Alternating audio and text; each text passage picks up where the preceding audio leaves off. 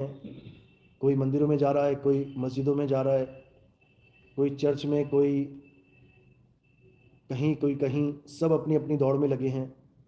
लक्ष्य केवल एक ही है कि कैसे भी शांति मिले, कैसे भी परमात्मा तक पहुँचे। आजकल कुंभ का मेला लगा हुआ है। लोग कुंभ में जाके ये सोच रहे हैं कि हमें मुक्ति मिल जाए, मोक्ष मिल जाए। करोड़ों की भीड़ दौड़ रही है। असल में हमें समझना पड़ेगा कि मुक्ति मोक्ष होता क्या है, ये शांति परम शांति हमें मिलेगी कहाँ, उसका ठिकाना कहाँ है, तभी हमारी ये दौड़ खत्म हो पाएगी। कुंभ एक बहुत बड़ा त्यौहार है, लेकिन इसका नाम कुंभ ही क्यों रखा गया है, जिस दिन ये बात समझ में आ जाएगी उस दिन सबकी दौड़ शांत हो जाएगी। कुंभ का मतलब होता है घड़ा।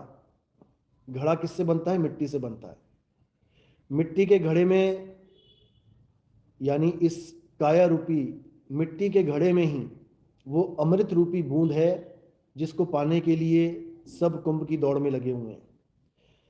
देवताओं को भी इसी कुंभ रूपी, जैसे कलश बोल देते हैं, दिखाया गया कि देवताओं को जो अमृत मिला वो कलश में से मिला। और मिला कैसे? समुद्र मंथन से मिला। किसी समुद्र में अमृत नहीं छुपा होता है। समुद्र का मतलब, समुद्र मंथन का मतलब ज्ञान का मंथन है। जब आप ज्ञान रूपी समुद्र को मथोगे तब आपको समझ में आएगा कि उसी मंथन में आपको कैसे अमृत मिल सकता है। संतों की वाणियों में, हमारे वेद पुराणों में जितना भी ज्ञान है, जब आप उस महासमुद्र को, ज्ञान ही समुद्र है, जब आप उसको मथोगे तब तुम्हें वेदों का सार, भागवत का सार, तुम्हें सारे ग्रंथों का सार, कुरान, बाइबल, संतों की वाणियों का सार जब तुम्हें समझ में आ जाएगा तो वो सार ही अमृत है। और वो अमृत की बूंद कहाँ है? वो इसी कलश में है। यानी हमारी काया रूपी कुंभ में ही वो अमृत है। लेकिन हम अपनी काया के, अपने इस कुंभ के अमृत को नहीं ढूंढ पाते। हम दुनियावी कुंभ में दौड़ पड़ते हैं। चलो अच्छी बात है, क्योंकि कम से कम हम कुछ तो कर रहे हैं। किसी भी मंदिर मस्जिद जाना, गुरुद्वारे जाना कोई बुरी बात तो होती नहीं है, अच्छी बात है, क्योंकि वो भी हमारी प्राथमिक पाठशाला है। जैसे बच्चे ABCD पढ़ते हैं, A for Apple, B for bat पढ़ते हैं, C फॉर कैट पढ़ते हैं, और उनका एप्पल, बैट, कैट उनकी किताब में ही होता है। उन्होंने कभी जीवन में एप्पल का पेड़ ना देखा, लेकिन फिर भी वो किताब में उस एप्पल का पेड़ देख लेते हैं। यहाँ तक कि कई ऐसे लोग हैं जिन्होंने आज तक सेब का पेड़ देखा ही नहीं होगा, क्योंकि सेब यहाँ वहाँ मिलता ही नहीं है। सेब का पेड़ कहाँ मिलता है? ये ऊंचे ऊंचे पहाड़ों पे जहाँ खूब बर्फ पड़ती है वहाँ पे होता है। सेब तो सबने खा लिए, लेकिन सेब का पेड़ बहुत कम लोग देख पाते हैं पूरे जीवन में। इसका मतलब ये नहीं कि सेब का पेड़ नहीं होता, होता है, लेकिन उसका एक स्थान अलग है। इसी प्रकार बच्चे A for Apple, B for bat पढ़ते हैं, तो उनका एप्पल, बैट, कैट सब किताब तक ही सीमित होता है। वो शेर भी पढ़ते हैं, वो जेबरा भी पढ़ते हैं, जिराफ भी पढ़ते हैं, लेकिन ऐसे कई लोग होंगे जिन्होंने पढ़ा तो सब कुछ, लेकिन बिना देखे इस जीवन से चले गए। आप खुद देखो कि आपने जिराफ कितनी बार देखा है, आपने जेबरा कितनी बार देखा है। आपने भले टीवी में देख लिया हो, लेकिन आप असलियत में नहीं देख पाते जल्दी। इसी प्रकार जो मंदिर, मस्जिद, गुरुद्वारे हैं, ये हमारी प्राथमिक पाठशाला है। यहाँ जाना बहुत ज़रूरी है। इसी से हमें पता लगता है कि जेबरा नाम की भी कोई चीज़ है, जिराफ नाम की भी कोई चीज़ है, चिंपैंजी नाम की भी कोई चीज़ है। उन्हीं प्राथमिक पाठशालाओं में हमें सबका ज्ञान मिल जाता है। जैसे बच्चे स्कूल में पढ़ते हैं, चंदा मामा दूर के, एक पोइम है। अब वो मामा बताया जा रहा है चंदा को, लेकिन चंदा कोई हमारा मामा जी नहीं है। लेकिन बचपन में हमें यही पढ़ाया जाता है ताकि हमारे भाव बन सकें, सारी सृष्टि को हम अपना अपना परिवार मान सकें। इसी प्रकार धरती को माँ बता दिया गया। अब अगर धरती हमारी माँ है तो हम इसी माँ के ऊपर बम फोड़ रहे हैं। दूसरे देशों में हम परमाणु बम फेंकने की स्कीमें बना रहे हैं, तो है तो हमारी माँ है, हमने अपनी माँ का ही कत्ल करने का इंतजाम बना लिया है। तो कहने का मतलब वो प्राथमिक पाठशाला है, लेकिन सारी उम्र प्राथमिक पाठशाला में ही नहीं रहना है, हमें आगे बढ़ना है। कुंभ में जाना कोई बुरा नहीं है, जाओ, बहुत अच्छी बात है, लेकिन हमें जो असली कुंभ है वहाँ तक पहुँचने का ज्ञान भी प्राप्त करना चाहिए। और असली कुंभ कहाँ है? ये हमारी काया ही कुंभ है। इसी कुंभ में जब हम ज्ञान का मंथन करेंगे तो हमें अमृत की बूंद यहीं मिलेगी। और अमृत की बूंद कहाँ है उसका भी इशारा संतों ने बता रखा है, कहीं दूर जाने की जरूरत नहीं है। क्योंकि वाणियों में हर भेद छुपा हुआ है, वाणियों में ये रहस्य छुपा हुआ है, वाणियों में हर चीज़ बताई गई है, लेकिन केवल विवेकी हंस ही उसको पकड़ पाते हैं। अविवेकी ऐसे ही जीवन जी के चले जाते हैं। तो वाणियों में अमृत कहाँ बताया है? नानक साहब कह रहे हैं, नौ द्वार नहोदर फीके और रस अमृत दसवें चुईजे। उन्होंने बिल्कुल क्लियर बता दिया कि नौ द्वार नहोदर फीके, यानी इस काया में 9 द्वार हैं और 9 द्वारों में जो रस है वो फीका है, लेकिन अभी हमें मीठा लग रहा है। 9 द्वारों में क्या है? आंख, कान, नाक, मुख, लिंग, गुदा। तो इन्हीं में जितने भी रस हैं, ये सब, इन रसों में सारा संसार फंसा हुआ है, क्योंकि इसको मीठा मान रहा है। लेकिन असल में इन रसों को महाफीका बोला गया। 9 द्वार नहोदर फीके, रस अमृत दसवें चुईजे। जो असली अमृत रस है वो कहाँ है? वो दसम द्वार पे है। लेकिन दसम द्वार पे कैसे मिलेगा, क्या प्राप्ति का साधन है, ये असली भेद ना पता होने के कारण जीव बेचारा भटक जाता है। कोई सोचता है कि दसम द्वार से वो अमृत टपकेगा, गले में आएगा, मैं जीभ उल्टी करके गले में लगाऊंगा और मैं उस अमृत को अपनी जीभ के द्वारा चख पाऊंगा। ये घोर अज्ञान है। वो कोई पानी की बूंद नहीं है कि वो टपकेगी और तुम्हारी जीभ पे गिर पड़ेगी। और अगर ऐसा होगा भी और तुमने जीभ से उस अमृत को पी भी लिया, तो मुझे ये बता दे कोई कि अमर होगा तो होगा कौन? अगर हम दवाई पीते हैं, मुख के द्वारा, जीभ के द्वारा टच होके जाती है दवाई, हमारे पेट में गिरती है, उससे हमारी काया ठीक होती है, क्योंकि वो काया का ज्ञान है, वो काया को ठीक करने के लिए बनाया गया है। अगर अमृत की बूंद टपकती है और तुम जीभ से उस अमृत की बूंद को चख भी लेते हो, मीठा भी स्वाद आ जाता होगा, लेकिन वो गिरती तो पेट में ही है। जब पेट में गिरी तो इस काया को अमर हो जाना चाहिए, लेकिन सब मर रहे हैं, अमृत पी पी के मर रहे हैं। तो कैसा अमृत है ये नकली अमृत है, डुप्लीकेट अमृत है।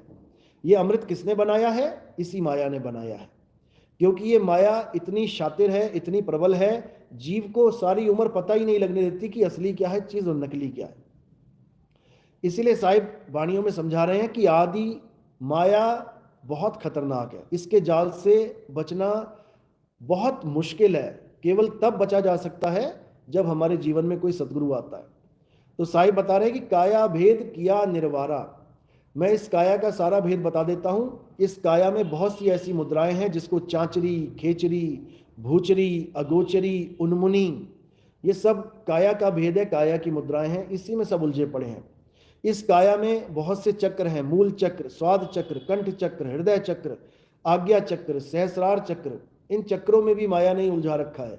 इस काया में बहुत सी नाड़ियां हैं, इसमें 72,000 नाड़ियां हैं। इसी को मुसलमान भाई 72 हूरें बता देते हैं, क्योंकि ये सब कोड की बातें हैं। इन्हीं नाड़ियों में 3 सबसे सुंदर नाड़ियां बताई गई हैं, इंगला, पिंगला, सुषमना। तो इन नाड़ियों में भी ये माया ही उलझाती है। इन नाड़ियों में जितना भी ज्ञान है इंगला, पिंगला, सुषमना का, ये भी काया माया का ही ज्ञान है। अगर कोई इस नाड़ियों में भी जाने की कोशिश करता है और सुंदर से सुंदर दृश्य, स्वर्ग, महास्वर्ग, इसमें इंद्रलोक, महाइंद्रलोक, ब्रह्मलोक, विष्णुलोक, शिवलोक, सब कुछ इसी में मिलेगा, लेकिन ये सब माया का ही खेल है। तो साहिब इसी को समझा रहे हैं, कहते हैं काया भेद किया निर्वारा, ये सब रचना पिंड मंझारा। तो आदि माया कीनी चतुराई और झूठी बाजी पिंड दिखाई, अवगति रचना रची अंडमाही, ताका प्रतिबिंब डाला है। कह रहे हैं इसी माया ने सारा खेल बुन दिया है, सारे जगत की रचना करी है, इस काया की रचना करी है, और इस काया में ही माया का सबसे बड़ा प्रभाव है। जितने योगी, जितने संत महात्मा काया के अंदर से जाते हैं परमात्मा को प्राप्त करने के लिए, वो माया को प्राप्त कर लेते हैं, वो परमात्मा की जगह माया को प्राप्त कर लेते हैं, लेकिन उससे कुछ बनने वाला नहीं है। माया ने अंदर हजारों करोड़ों सूर्य चमका रखे हैं, दुनिया भर का प्रकाश कर रखा है, इसी में जीवों को उलझा रखा है, लेकिन इससे कुछ होने वाला नहीं है। अंदर ही मन भी बैठा है, ज्योत स्वरूपी जो मन है वो बैठा है। लोग मन को ही परमात्मा समझ लेते हैं, ज्योत को ही परमात्मा मान बैठते हैं। नानक साहब वाणी में समझा रहे हैं, मन तो ज्योत स्वरूप है, अपना मूल पहचान। यानी ये जो ज्योत है जो अंदर दिखाई देती है, ये सब मन का ही खेल है। हमें क्या करना है? अपना मूल पहचान, हमें अपना मूल पहचानना है कि हम कहाँ से जुदा हुए हैं, हमारा मूल निज घर कहाँ पे है। तो हमें हमारे मूल के बारे में क्या ज्ञान समझाया कबीर साहब ने कि हमारा मूल कौन है? हमारा मूल शब्द है। और हम इस वक्त किस अवस्था में बैठे हुए हैं? हम सुरत रूप में उस मूल से हटके बैठे हुए हैं। तो करना क्या है? इसी सुरत को अपने मूल यानी शब्द में समाना, इसी को मुक्ति कहते हैं। इसीलिए बोला कि सुरत समाये शब्द में और वा को काल ना खाए, और जाप मरे अजपा मरे अनहद भी मर जाए। परमात्मा को पाने के लिए जो गुरुजन जाप अजपा अनहद इस प्रकार की भक्ति का भेद बताते हैं, यानी कोई कह रहा है राम राम जप लो, कोई कह रहा है राधे राधे जप लो, कोई कह रहा है अल्लाहु अल्लाहु जप लो, कोई कह रहा है हालेलुया करो, प्रेयर करो, कोई कह रहा है अरदासे करो। ये सब खेल 52 अक्षरों का खेल है। इन्हीं 52 अक्षरों के द्वारा हर जीव चाहता है कि मुझे परमात्मा की प्राप्ति हो, लेकिन साहिब इसका खंडन करते हैं। साहिब समझा रहे हैं कि 52 अक्षर जीव आधारा, आदि अक्षर जीभ्या से न्यारा, वाही को सत सिमरण कहिए, सिमर सिमर नर उतरो पारा। कि इन 52 अक्षरों से किसी का भला होने वाला नहीं है। ये तो जीव आधारा, ये तो जीव के आधार से की जाने वाली भक्ति है। तुम्हारी जीभ है तो इतने सारे नाम तुम जप सकते हो, तुम्हारी जीभ ना हो तो तुम एक भी नाम नहीं जप पाओगे। इसका मतलब ये नहीं कि जिसकी जीभ नहीं है उसको परमात्मा नहीं मिल सकता, क्योंकि लोग ये सोचते हैं कि नाम जपने के बाद हमें परमात्मा मिलेगा, लेकिन ये सत्य नहीं है, ये झूठ है। सत्य क्या है कि हमें जीभ की जरूरत ही नहीं है परमात्मा का नाम लेने के लिए। नानक साहब समझा रहे हैं, अखा वाजो वेखना बिन कन्ना सुनना, पैरा वाजो चलना बिन हथी करना, जीबा वाजो बोलना यू जीवित मरना, नानक हुक्म पछाण तो खसमे जा मिलना। यानी परमात्मा को ना तो ये आंखें देख सकती हैं, ना इस कान से उस परमात्मा की आवाज को सुना जा सकता है, ना इन हाथों से परमात्मा की आरती की जा सकती है, ना इन पैरों से परमात्मा तक चल के पहुंचा जा सकता है, ना इस जीभ से परमात्मा का नाम बोला जा सकता है, और ना बिना परमात्मा के हुक्म पहचाने उसमें मिला जा सकता है। क्योंकि हमें पहले हुक्म पहचानना पड़ेगा। कोई भी एग्जाम आप क्लियर करना चाहते हैं तो पहले आपको उन प्रश्नों के बारे में जानना पड़ेगा जो एग्जाम में आने वाले हैं। उन प्रश्नों का अध्ययन करना ही टीचर का हुक्म है। बच्चों को क्या हुक्म दिया जाता है स्कूल में कि बेटा ये लेसन याद करके आना, ये हुक्म है। अगर वो लेसन हमने याद नहीं किया तो हम पास नहीं हो सकते, क्योंकि हमारा एग्जाम ही उस लेसन में से आएगा। तो नानक हुक्म पछाण के तो जा खसमे मिलना।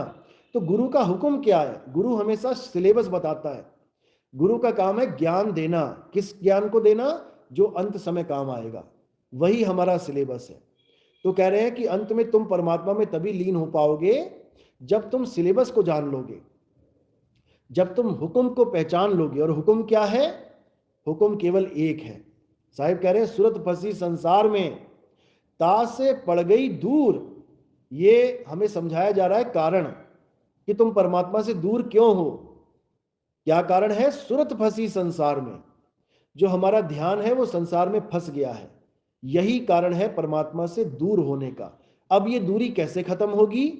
हम परमात्मा तक कैसे पहुंचेंगे? सूरत बांध स्थिर करो आठों पहर हुजूर। यही हमारा सिलेबस है कि सूरत को बांधो और स्थिर करो। बांधना मतलब एकाग्र करना।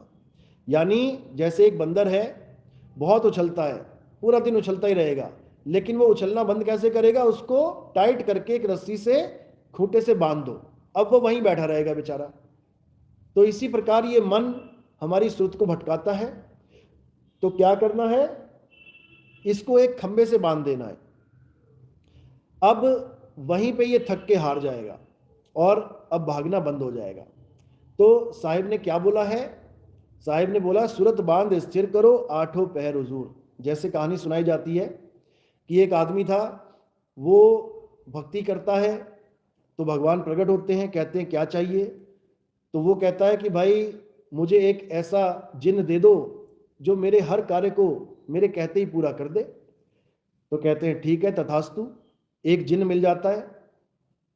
तो जिन्न कहता है कि आपने मुझे मांगा, मैं हाजिर हूं, लेकिन मेरी एक शर्त है, आपका बोला हुआ हर काम मैं करूंगा, लेकिन मैं आराम नहीं कर सकता, मैं रुकूंगा नहीं, मुझे बार बार काम चाहिए, कोई ना कोई काम बताते रहना, तब तो मैं सारे काम करूंगा, और अगर आप काम नहीं बताओगे तो मैं आपको मार दूंगा। ये मेरा जो है, मेरी एक इच्छा है, इच्छा कह लो, या मेरा एक नियम है। तो वो आदमी कहता है ठीक है, कोई बड़ी बात नहीं, मैं काम बताता जाऊंगा।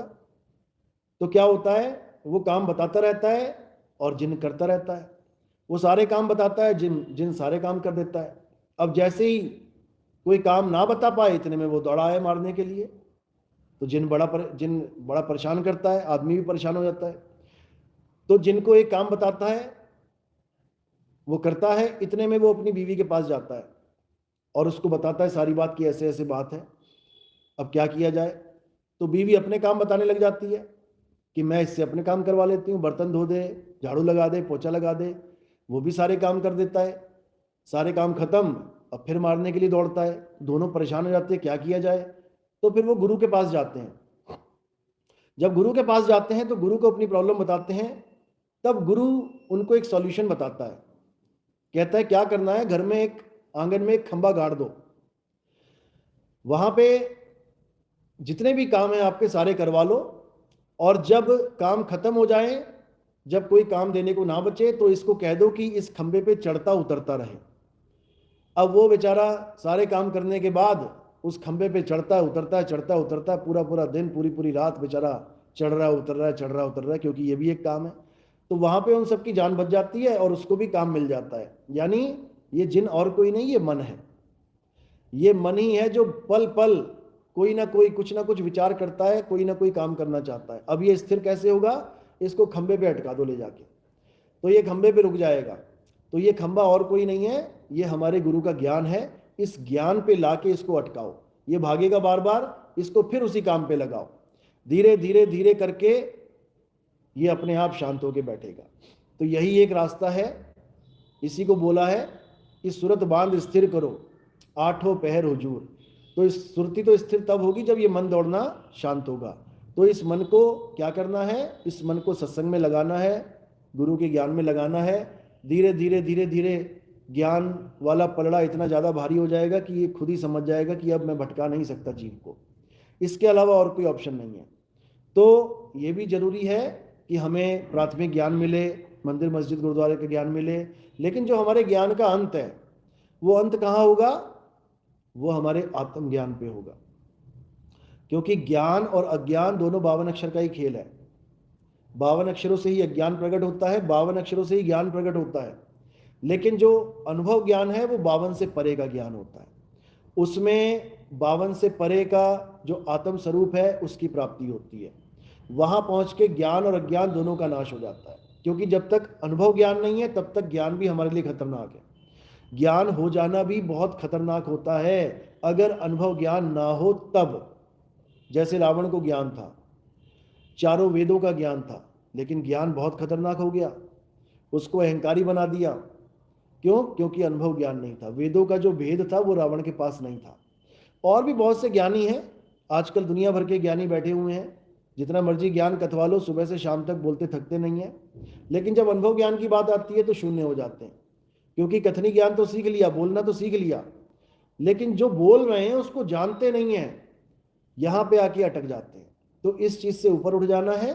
ठीक है, ज्ञान भी होना चाहिए क्योंकि ज्ञान अज्ञान का नाश करता है, लेकिन केवल ज्ञान तक भी सीमित नहीं रहना चाहिए, ज्ञान से आगे बढ़ जाना चाहिए। और वो आगे बढ़ जाना अनुभव ज्ञान कहलाता है। इसीलिए कबीर साहब समझा रहे हैं, अनुभव ज्ञान बिना सब झूठा और झूठी हाट लगाई। आज आप देखेंगे व्हाट्सएप पे, यूट्यूब पे दुनिया भर के ज्ञानी बैठे हुए हैं, एक से एक ज्ञानी बैठे हुए हैं, पूरा पूरा दिन सत्संग कर रहे हैं, लेकिन जब अनुभव ज्ञान की बात करो तो शून्य हो जाते हैं। क्योंकि उनको सत्य स्वरूप का, सच्चे शब्द का बोध ज्ञान नहीं है। इसीलिए कबीर साहब हमेशा यही समझाते हैं कि जो अनुभवी ज्ञान है वही सत्य ज्ञान है। उसके अलावा कथनी ज्ञान, उसको साहिब ने एक कुकुर यानी कुत्ते का ज्ञान बोला है।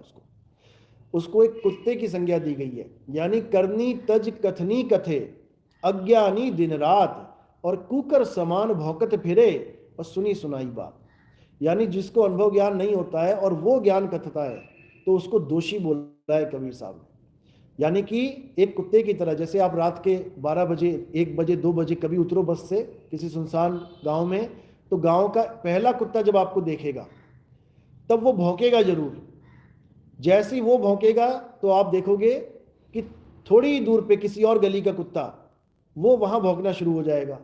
उसकी भौंकना सुन के उससे आगे गलियों के कुत्ते भौंकना शुरू हो, देखते देखते पूरे गांव के कुत्ते भौंकना शुरू हो जाएंगे। अब देखा तो केवल एक ने, आपको एक कुत्ते ने देखा, उसने भौंका, समझ में आता है कि उसने देख के भौंका, लेकिन बाकी गांव के जितने कुत्ते हैं वो सब बिना देखे भौंक रहे हैं। तो साहिब ने कहा कि बिना देखे अगर कोई भौंक रहा है तो वो महापापी कहलाएगा, क्योंकि उसके पीछे 150 लोग तो लग जाएंगे, लेकिन बिना अनुभव ज्ञान के वो उनकी शंका समाधान नहीं कर पाएगा, उनके बोध ज्ञान को वो क्लैरिफाई नहीं कर पाएगा। किसी को कुछ अनुभव हुआ भी वो गुरु से पूछेगा तो वो जस्टिफाई नहीं कर पाएगा कि सही